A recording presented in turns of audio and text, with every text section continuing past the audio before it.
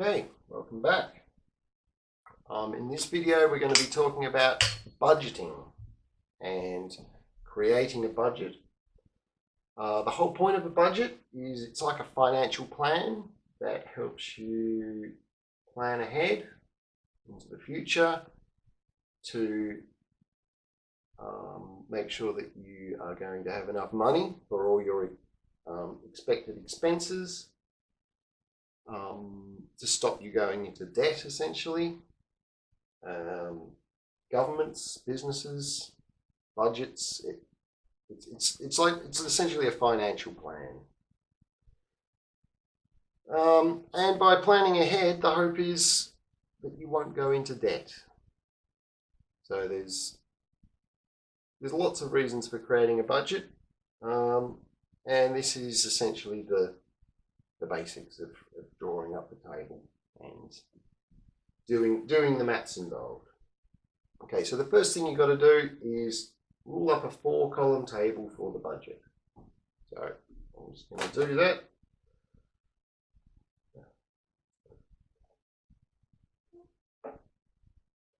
I'll leave myself enough room. So we've got items, working out. So I'll leave a big space for that.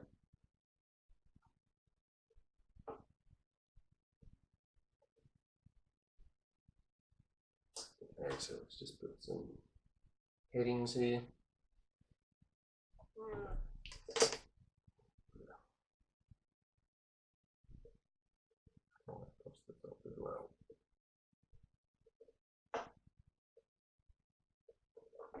There we go. Okay, so we've got item, space for our working out. We're going to call this one income.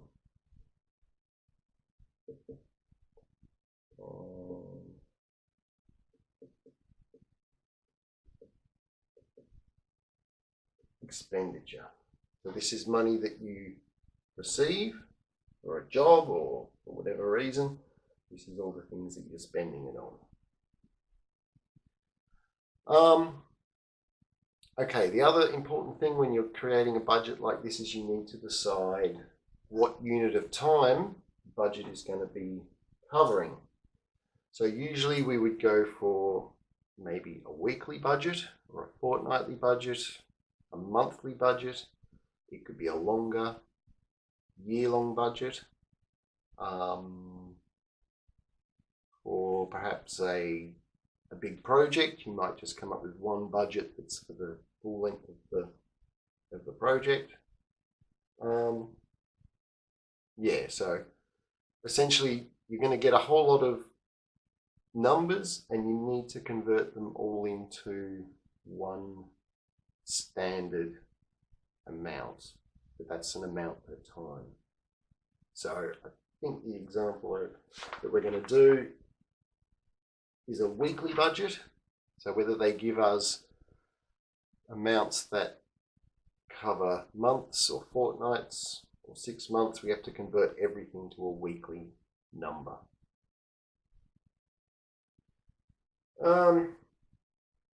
Right. Now, the other thing is if you spend more than you have as an income, then you're going to go into debt. If you spend less than you have coming in, then you're going to have money left over. We would call that like a surplus or savings. Okay, so I'm just going to jump straight in to this example. This is, let's go up. 1.9. Okay, so it gives us a scenario and tells us a whole lot of information, and it's going to want us to complete a weekly budget, determine Simon's budget surplus or deficit. Okay, Simon is an apprentice builder who's paid a fortnightly wage of $1,150. He has to do he has decided to move into a house with 2 friends. Rent for the house is $600 per fortnight total. They agree to share the food bill and budget $250 per week for it. Their quarterly power bill should amount to $350. And Simon's individual expenses include phone plan, car rego and insurance, petrol, education, clothing, entertainment. So there's lots of things you could put on a budget list, but it essentially has to relate to what we've got. Okay, so the first thing is the income. At the top, we usually put the income.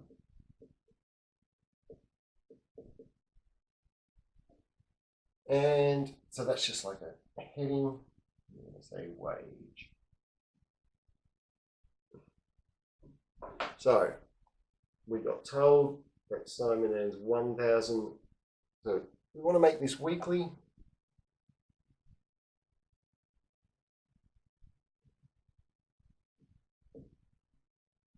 So we're going to have to do a bit of converting between different lengths of time. So we've got $1,150 per fortnight, and we want to convert that to weekly. So a fortnight is just 2 weeks, so we're just going to divide that by 2 equals 575 per week. And so I'm just going to put this in the income column.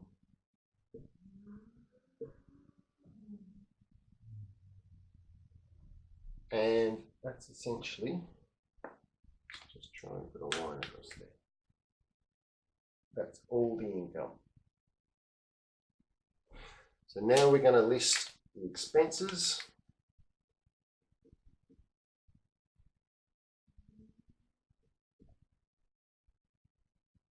So that's all those things. So let's write them down. Rent, food, I might not have room for all these. Power,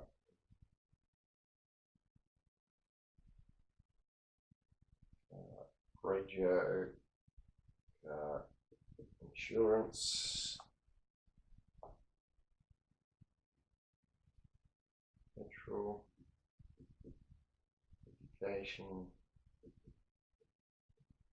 clothing, entertainment.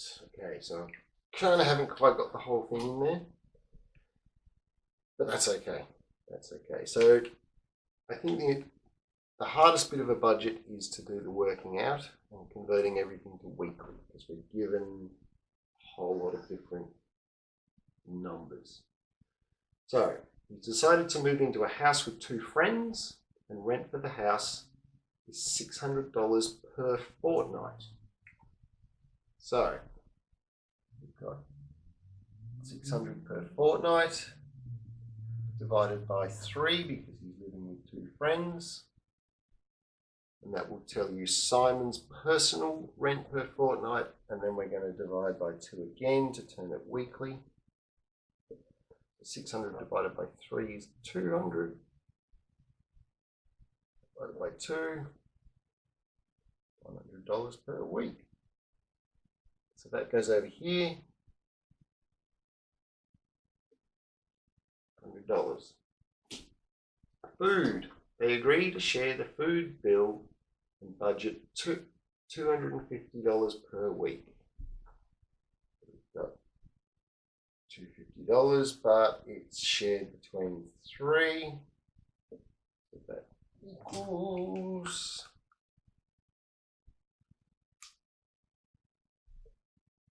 $83.33.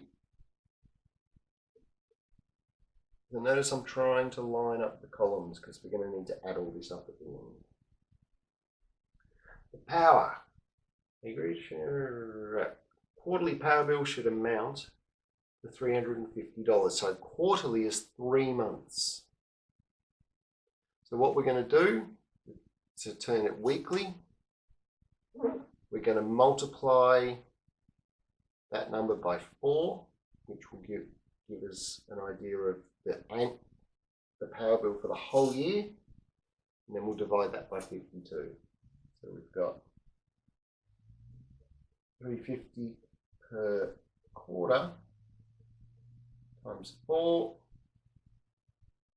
So that should turn it into a yearly amount, and then we'll divide by 52.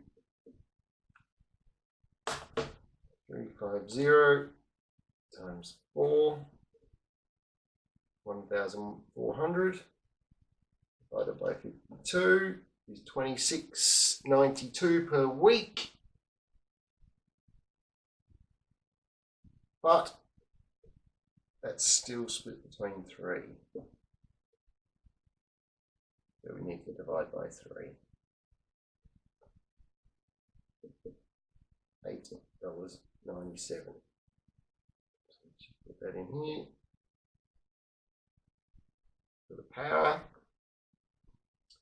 Car registration is $380 per year. So we're going to divide that by 52 for the number of weeks.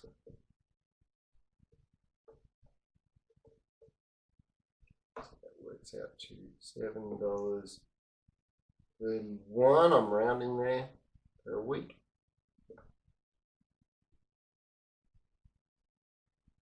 What's next? Car insurance, $420 per year. The same calculation, divide by 52, return it weekly. $8, and I've just rounded up a bit there.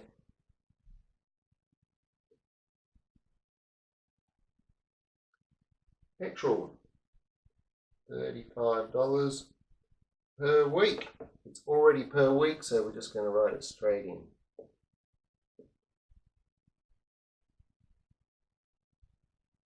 Education, $620 per year. So that's another divide by 52.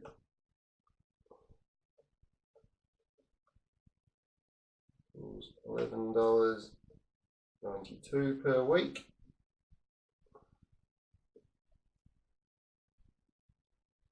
Clothing, $200 per year.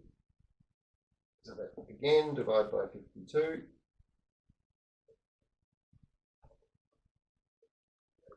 Works out to $3.85 per week. And the last one, entertainment, $50 per week. No working out required.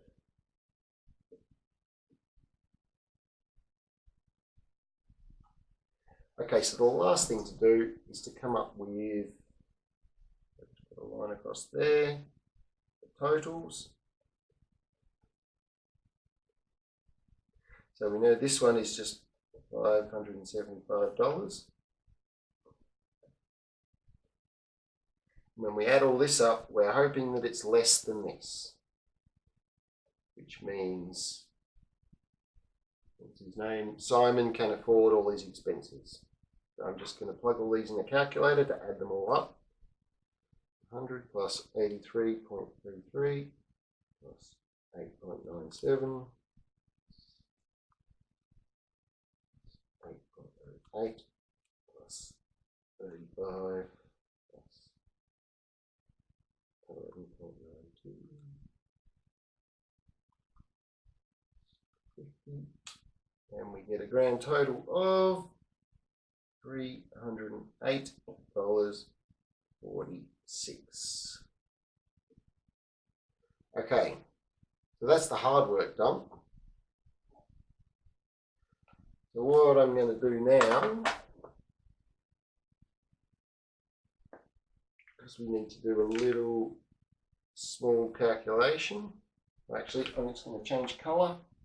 I'm going to put it in this empty space, so please don't think this is part of the budget.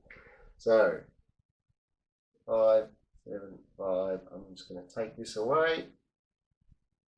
46, 4,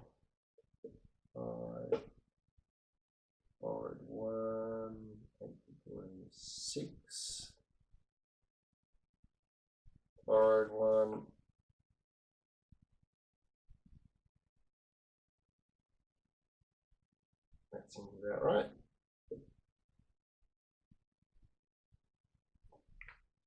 So, and we're going to call that,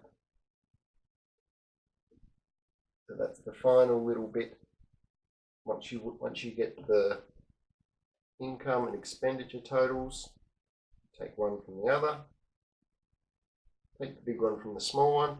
If the income is bigger than the expenditure, then it's a surplus, which means savings. If the expenditure, what you're spending, is more than you're earning, then you're going into debt. They call that a deficit. Okay, and the last little thing to round off this budgeting video is to understand that different types of expenses can be, some are fixed and some are discretionary. So, and what that basically means is if your expenditure was more than your income, you'd need to have a look at your budget and think, I'm spending too much money on one of these things. How can I reduce that?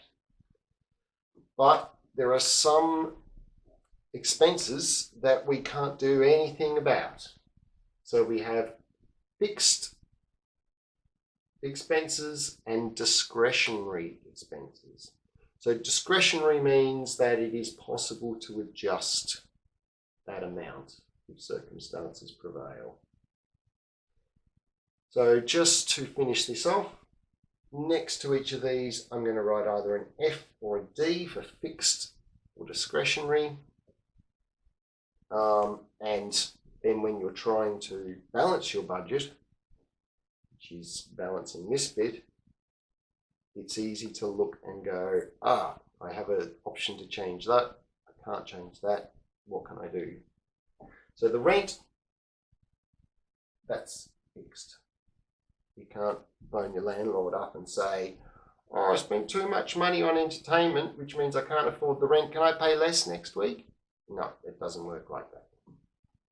Food, in this case, because they have agreed to share their food bill and they have an amount, I would say that's fixed. But if things got really desperate, then I'm sure Simon could go to his housemates and say, I'm really not coping financially with the expenses. Is there any chance we could save a bit of money on food? And then maybe they could reduce this amount a little bit.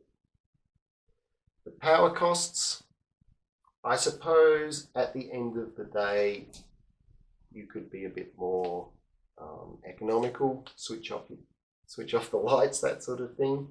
But essentially, the power is, although it changes from quarter to quarter, I think this number is like averaged out. So there's not really a lot you can do about that. Again, car rego and car insurance, the registration,